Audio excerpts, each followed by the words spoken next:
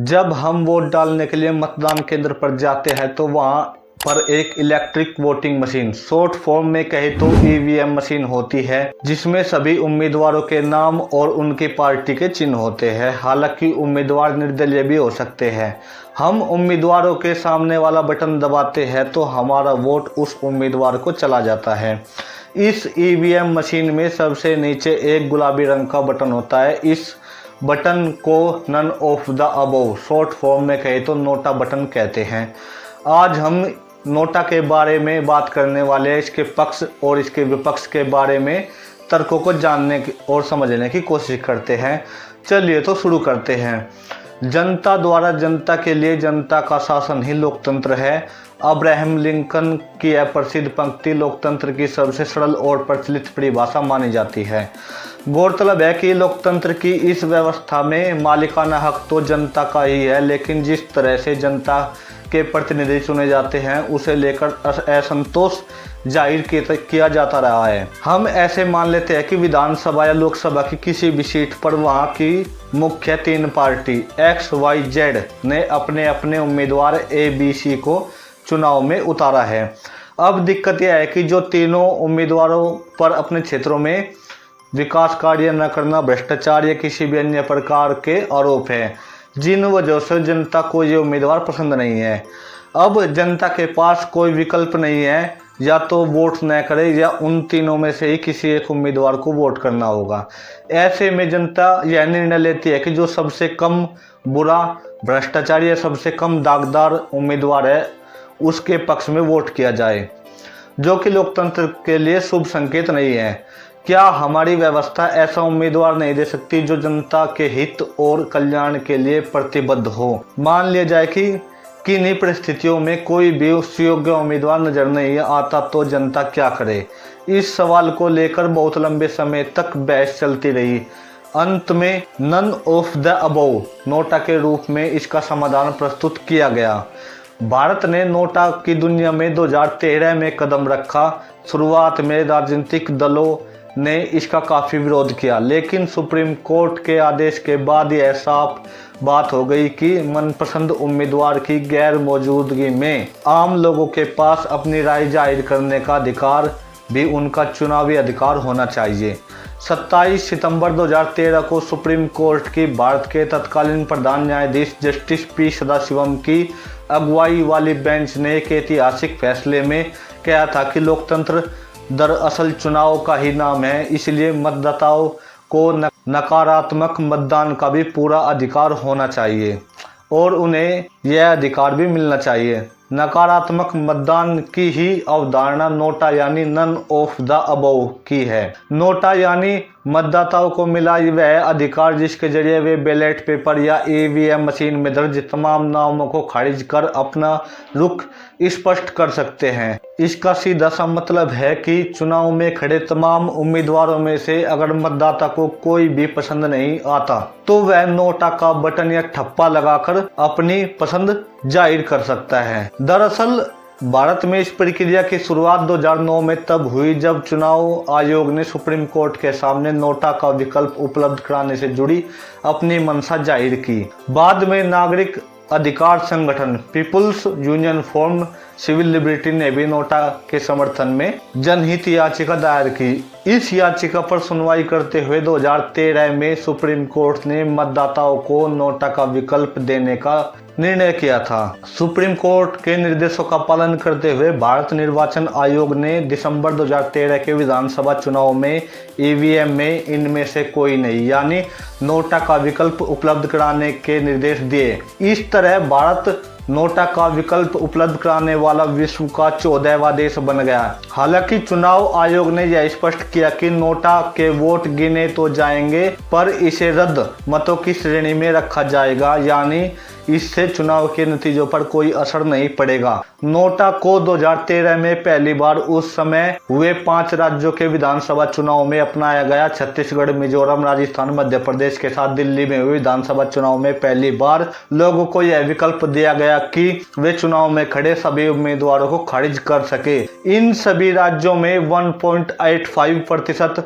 Vote NOTA पर गए। हालांकि 2014 में हुए 8 राज्यों की विधानसभाओं के चुनाव में नोटा घटकर 0.95% रह गया। हालांकि 2015 में दिल्ली और बिहार में हुए विधानसभा चुनाव में यह फिर बढ़कर 2.02% हो गया। नोटा की शुरुआत से पहले कई राजनीतिक दलों ने इसका यह कहकर विरोध किया था कि इसके आने से मतदाताओं में भ्रम की स्थिति उत्पन्न होगी, लेकिन कोर्ट ने इसे लोकतंत्र के लिए जरूरी बताकर इसे लागू करने का निर्देश दिया।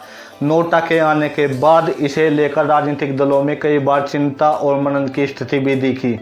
मसलन 2013 से फरवरी 2017 के बीच मतदान में कुल सीटों में से 261 विधानसभा और 24 लोकसभा सीटों पर नोटा वोट जीत के मार्जिन से कहीं ज्यादा थे। यही नहीं, 2017 में हुए गुजरात विधानसभा चुनाव में 21 सीटों पर सबसे ज्यादा वोट पाने वाले 2 प्रत्याशियों के बीच का अंतर नोटा वोटों से कम था। यही वजह है कि राजनीतिक दलों में नोटा को लेकर अब संजीदगी और गंभीरता ज्यादा दिखती है। 2018 में मध्य प्रदेश में हुए विधानसभा चुनाव में जीतने वाले भाजपा और कांग्रेस के वोट शेयर के बीच का अंतर 0.1% था, जबकि नोटा ने 1.4% के वोट शेयर पर मतदान किया। दक्षिण ग्वालियर निर्वाचन क्षेत्र में मौजूदा विधायक नारायण सिंह कुशवाहा 121 वोटों से हार गए, जबकि नोटा को 1550 वोट मिले। यदि सभी नोटा मतदाताओं ने काल्पनिक रूप से कुशवाहा के लिए मतदान किया होता तो उन्हें भारी अंतर से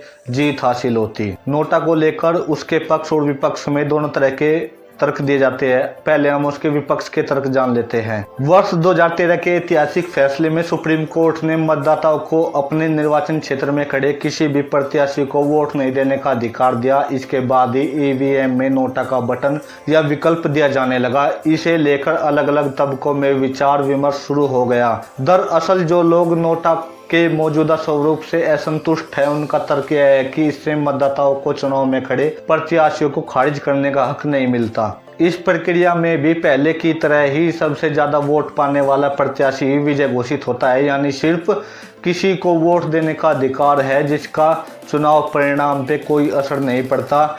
ऐसे लोगों का तर्क है कि नोटा का यह अधिकार तभी कारगर सिद्ध हो सकता है जब आम लोगों को भी प्रत्याशियों को सिरे से खारिज करने का यानी राइट टू रिजेक्ट का हक मिल जाए। वैसे देश के कुछ राज्यों में स्थानीय निकाय स्तर पर राइट टू रिकॉल कानून लागू है, जिसके तहत जनता को अपने चुने हुए प्रतिनिधि को वापस बुलाने का अधिकार होता है, लेकिन इसके बावजूद किसी भी तरह के ठोस कानून को लेकर किसी भी राजनीतिक दल ने कोई पहल नहीं की है। हालांकि कुछ लोग इससे भी सख्त प्रावधानों की मांग कर रहे हैं। उनके मुताबिक चुने हुए नेता को वापस बुलाने के अधिकार के साथ साथ चुनाव के वक्त ही प्रत्याशी को खारिज करने का प्रावधान होना जरूरी है। ऐसे लोग नोटा की जगह राइट टू रिजेक्ट का अधिकार दे जाने की वकालत कर रहे हैं। अब देख लेते हैं वे तर्क जो नोटा के पक्ष में दे जाते हैं। नोटा के समर्थन में यह दलील है कि राजनीतिक दल अब नोटा को लेकर संजीदा हो रहे हैं। नोटा वोटों की तादाद भले ही कम हो, लेकिन इससे चुनाव में धनबल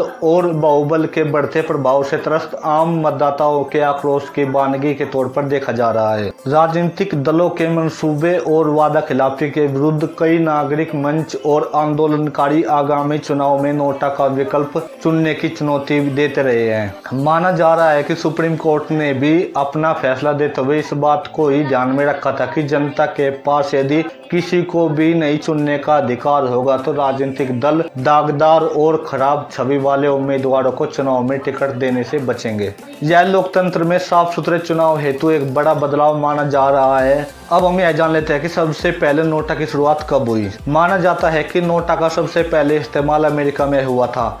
मतपत्रों में नोटा का प्रयोग पहली बार 1976 में अमेरिका के कैलिफोर्निया में इसला विस्टा म्युनिसिपल एडवाइजरी काउंसिल के चुनाव में हुआ था। इसके बाद अन्य देशों ने धीरे धीरे इस विकल्प को अपने देशों में लागू करना शुरू कर दिया। नोटा का प्रयोग Colombia, Ukraine, Brazil, Bangladesh, Finland, Spain, Sweden, Chile, France, Belgium और यूनान समेत कई देशों में लागू है। दुनिया के कई देशों में 50% से ज़्यादा मत पर ही जीत का प्रावधान है। ऐसे में अगर वहाँ 50% से ज़्यादा नोटा वोटों की संख्या हो जाती है तो चुनाव को रद्द करके फिर से चुनाव कराया जाता है। ऐसे में नोटा का महत्व काफ़ी बढ़ जाता है। रूस में वर्ष 2006 में यह विकल्प मतदाताओं के लिए उपलब्ध था, लेकिन बाद में इसे हटा दिया गया। इसके अलावा दुनिया के कई देशों में नोटा के लिए अलग अलग नामों का इस्तेमाल किया जाता है। भारत में नोटा का मतलब नन ऑफ द अबव है, वहीं अमेरिका में इसके लिए नन ऑफ दिज कैंडिडेट शब्द का इस्तेमाल किया जाता है, जबकि यूक्रेन में इसे अगेंस्ट ऑल और स्पेन में ब्लैक बैलेट कहा जाता है। कैसा लगा आपको वीडियो कमेंट बॉक्स में लिख कर जरूर बताएं। अगर वीडियो अच्छा लगा हो तो वीडियो को लाइक करें। अगर आप चैनल पर नए हो तो चैनल को सब्सक्राइब करें। धन्यवाद।